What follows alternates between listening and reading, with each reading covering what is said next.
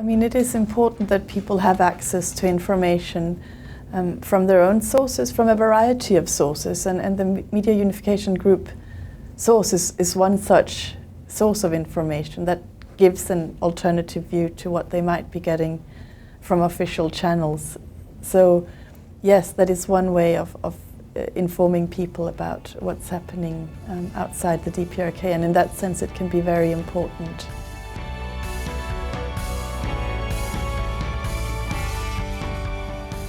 귀한 시간 내주셔서 감사합니다. 유엔인권사무소가 서울에 설치된 지 1년이 됐습니다. 소감이 어떠신가요? It's been a good year in terms of starting to do the work that we were mandated to do, and improving human rights in North Korea. I think we've made a good start in many areas, and ultimately, though, our success can only be measured by improvements in human rights inside the DPRK. 북한 주민들 상당수는 유엔인권사무소가 서울에 설치됐다라는 것을 잘 모르고 있거든요. 유엔이 인권사무소를 서울에 설치한 이유는 뭐 때문일까요? So the office was launched based on a request by the international community, that is, member states of the United Nations, through the Human Rights Council. Based on reports, and in particular a commission of inquiry which found reasonable grounds to determine that crimes against humanity were being committed in the DPRK, the international community asked the UN to set up a human rights office to look at human rights violations in the DPRK. 서울 유엔 인권사무소가 1년간 어떤 활동들을 펼쳐오셨는지 설명 부탁드릴게요. Yeah, so our office has a mandate to do different kinds of work.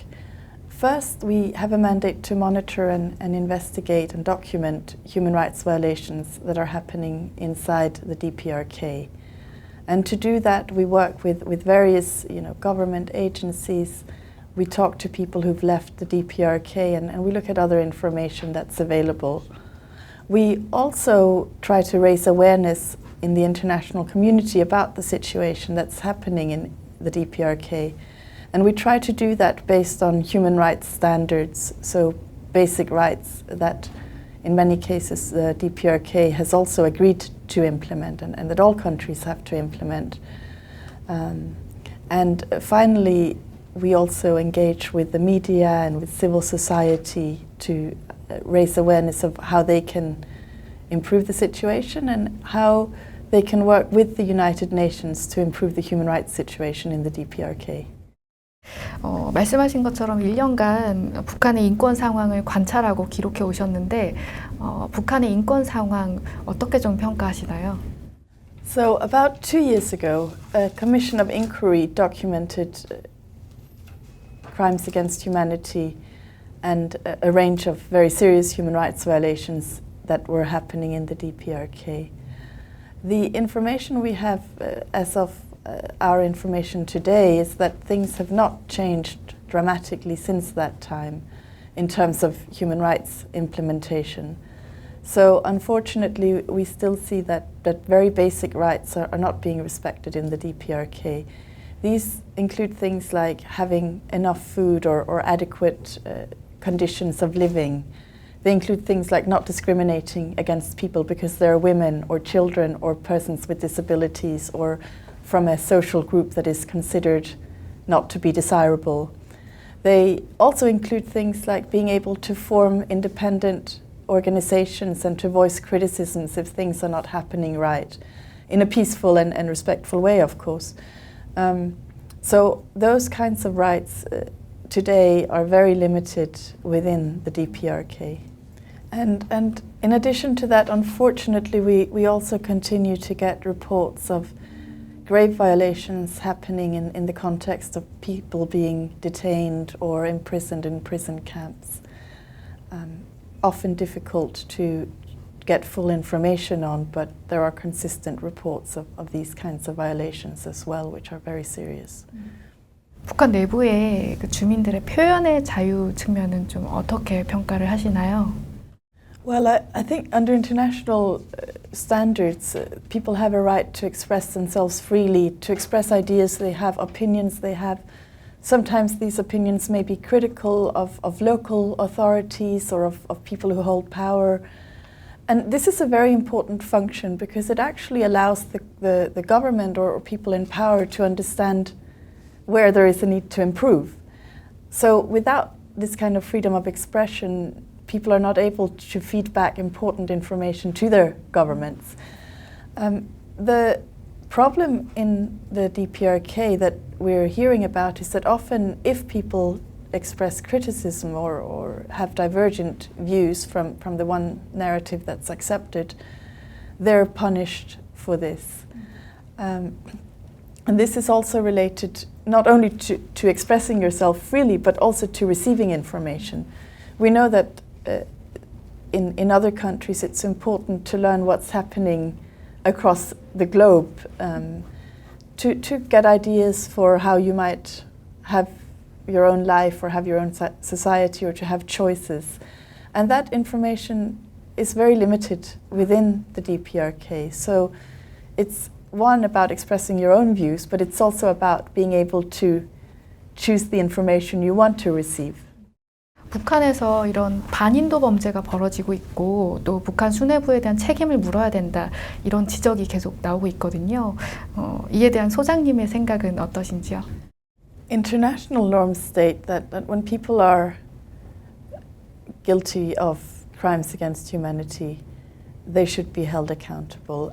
And this is because crimes against humanity is not an ordinary crime. It's something so egregious and so serious that it's actually an affront on all human beings in the whole world, whether or not you're North Korean or not. And so the crimes against humanity relate to crimes, for example, such as killings on a big scale, or the imprisonment of people in camps without good reason and in very terrible conditions, for example.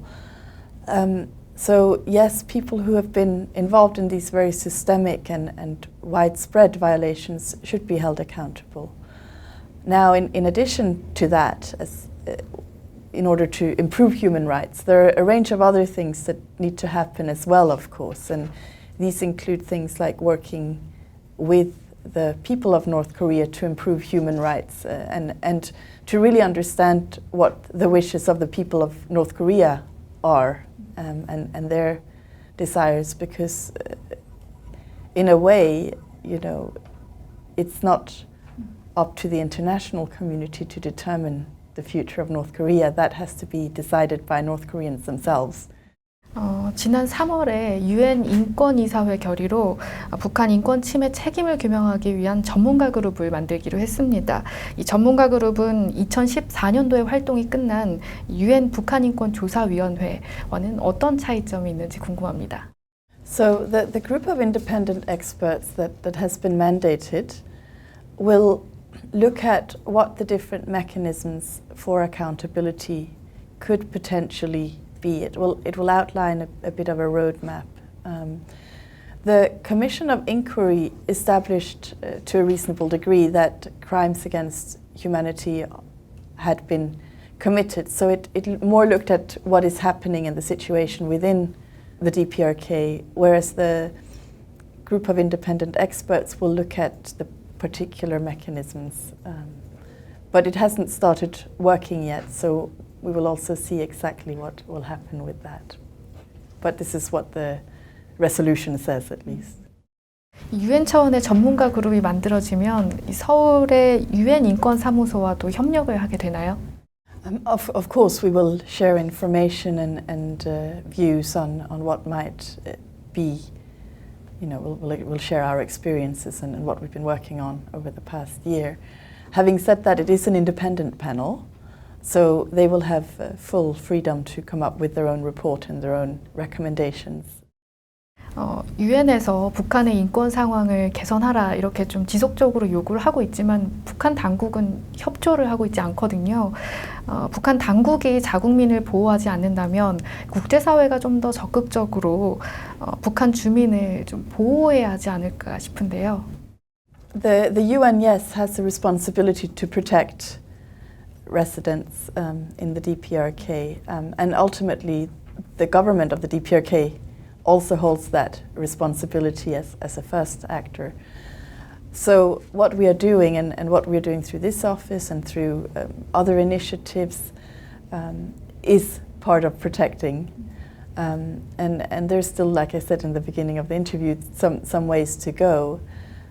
We do appreciate certain steps taken by the DPRK government, like their engagement with the Universal Periodic Review and with treaty bodies, their recent submission of some treaty reports.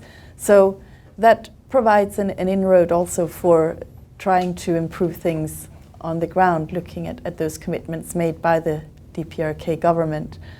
And in the meantime, we'll also continue on the track of seeking accountability for those very serious violations. 국민통일방송은 외부 정보를 북한 내부로 보내는 역할을 하고 있습니다.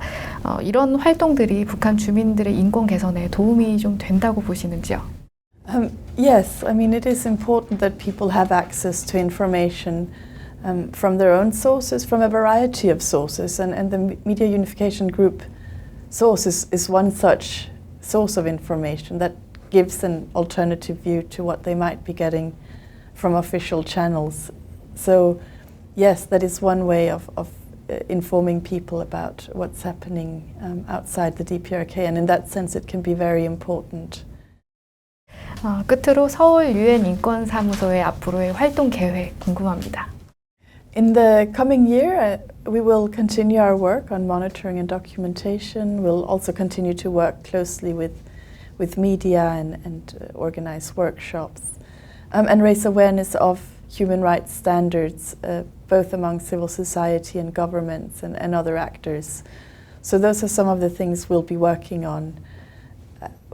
We also make sure that information about the DPRK is given to multilateral organizations such as the UN through the General Assembly and the Human Rights Council, and that's also something we will continue in the next year. We want to make sure that the situation of human rights in the DPRK is not forgotten or left unknown to the international community, because given the gravity of violations that have been documented, it is indeed an international concern, as well as one that is of concern to people in the Korean Peninsula.